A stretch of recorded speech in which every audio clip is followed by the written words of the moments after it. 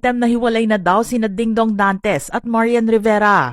Pinag-uusapan ngayon online ang maituturing na unang hiwalayan news sa taong 2026. Nababalita kasi na ang power at ideal celebrity couple na ito ay nagkakaroon na ng problema sa kanilang pagsasama, pero hindi lang ipinapahalata sa maraming tao dahil sila ay tinitingala ng karamihan sa loob at labas man ng industriya. Nagsimulang malaman ang tungkol sa di umano'y hiwalayan ng Dongyan o nina Dingdong Dantes at Marian Rivera nang may isang entertainment page ang magbahagi ng isang blind item kung saan ang pagkakakilanlan ng mga nasasangkot ay malapit sa kung paano mailalarawan ang dalawa. Ayon sa nailabas na blind item, sila ang kahulugan ng perfection, isang showbiz power couple na hinahangaan sa kanilang itsura, flawless image, at hindi maikakailang tagumpay sa kani-kanilang larangan. Ang red carpets, brand deals, at carefully curated smiles ang nakakumbinsi sa publiko na nasa kanila na ang lahat. Kilala sina Dingdong at Marian bilang primetime king and queen ng GMA at isa sila sa mga dominant at matagal ng endorsement at brand couple. Kahit ang mga anak nga rin nila ay pinasok na rin ang mundo ng TV commercials. But behind closed doors, the fairy tale cracks. Ang asawang lalaki ay kilala sa kanyang charm and squeaky clean reputation, pero sinasabing living a double life. While protecting the image of a devoted partner, he is said to be juggling multiple women quietly, repeatedly and recklessly.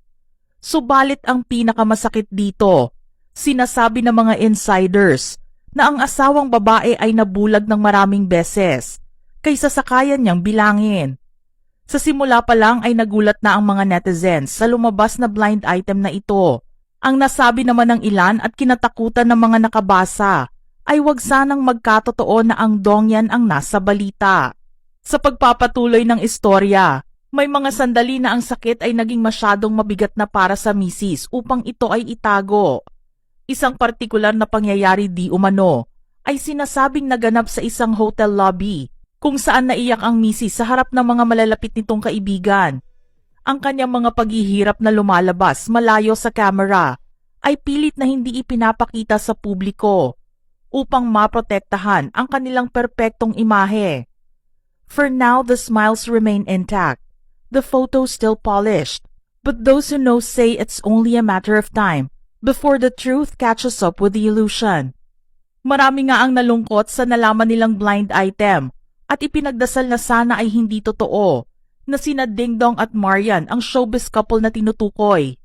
Kaya naman para pabulaanan ang spekulasyon ng karamihan, isang araw matapos na mailabas ang tungkol sa hiwalayan rumor na ito, isang litrato ang ipinost ni Dong sa kanyang social media page. Ipinapakita niya na masaya pa rin silang magkasama ni Marian at kahit sa pag-e-exercise ay magkatuwang din sila. Dito na lang nahimasmasan ang mga fans at ikinatuwa na hindi sila ang tinutukoy ng chismis na kumakalat ngayon. Ang kanilang relasyon ay naging paksa ng iba't ibang chismis at kontrobersiya sa nakalipas na mga taon, kabilang ang ilang alegasyon ng pagkakaroon ni Dingdong ng third party. Maaalala na bago pa man magpakasal si Dong kay Marian, nabalita ang aktres bilang third party sa relasyon ng actor-host kay Karel. Taong 2024 naman nang maintriga muli si Dong sa pagkakalink naman niya sa isa pang kapuso actress na si Lindsay De Vera. Subalit mariing itinanggi ni Lindsay ang tungkol dito at sinabing walang katotohanan ang lumalabas na chismis sa kanilang dalawa. Pinag-isipan namang mabuti ni Dingdong kung sasagot ba siya sa isyong matagal nang ibinabato sa kanila ni Lindsay dahil alam niyang mauungkat ito sa kanyang mga TV guesting. Sinabi rin niya na responsibilidad din niya na linawin ang issue para na rin sa kanyang pamilya at mga mahal sa buhay. Aniya, I love my wife. I love my family very much. My kids. That's why I'm saying that it is not true. Tinawanan na nga lang din ito ni Marian noong unang lumabas ang issue at ilang beses ding biniro si Dingdong tungkol dito. Pareho silang dalawang mag-asawa na hindi na pinansin ang chismis kahit noong una itong lumabas. Matatandaan na unang beses na malagay sa sitwasyon si Dingdong kung saan sinabing siya ay may kabit o nambababae. Matapos na maging public ang relasyon nilang dalawa ni Marian, walang ibang naging intriga kay Dingdong. Ipinakita kasi nito ang pagiging loyal niya sa aktres. Lalo na rin noong ikasal silang dalawa at matapos na magkaroon ng 2 anak. Walang cheating o adultery issue ang naisulat na makakasira sa kanilang pagsasama.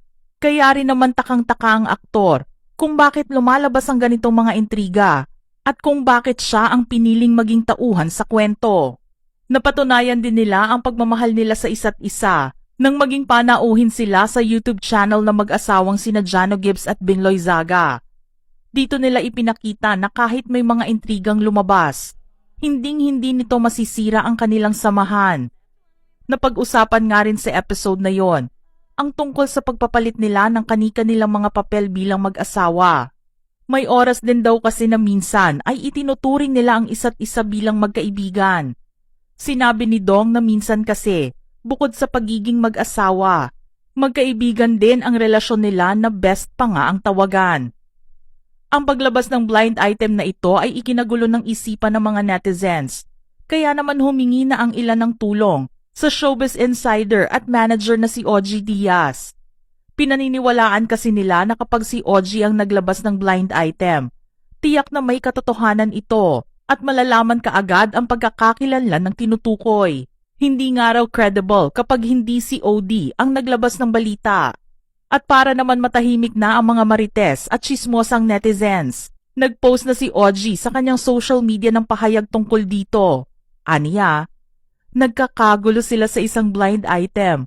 Ang nakakaloka, ako naman ang china-challenge nila na i-unlock ang blind item. Kung sino yung power couple, na ang alam ng madlang people ay solid ang relasyon. Pero may problema naman pala sila ni Mister. Pati mga artista ako tinatawagan. Ang hirap ng trabaho ko. At eto na nga. Inaasahan nga ng mga netizens na malaman kung sino ang power couple na ito dahil isa na naman itong palaisipan at dadagdag pa sa mga iisipin nila ngayong nagsisimula pa lang ang taong 2026. Samantala, sinabi naman ng Dongyan na umaasa rin sila na matuloy ang pinaplano nilang pagsasama muli sa isang proyekto ngayong taon. Ang huli kasi nilang ginawa na magkasama na naging reunion project nila ay ang pelikulang Rewind na entry sa 2023 Metro Manila Film Festival. Ngayon nga na nakita at nalaman na hindi ang Dongyan couple ang tinutukoy sa blind item. May ilang spekulasyon ang lumalabas sa pagkakakilanlan ng mga nabanggit sa blind item. May ilan pa kasing showbiz power couples ang maaaring madawit sa sitwasyon at pinangalanan na rin ito ng mga netizens. Nasa listahan nila sina Zoren Legaspi at Carmina Villaruel, Judy Ann Santos at Ryan Agoncillo, at panghuli ay sina Richard Gomez at Lucy Torres. Hindi na nga sila makapaghintay na masagot ang katanungan kung sino ang mag-asawang ito. Kaya naman maghihintay pa ang mga ito ng paglipas ng araw, linggo o buwan bago magkaroon ng pangalan ang palaisipang chismis na ito.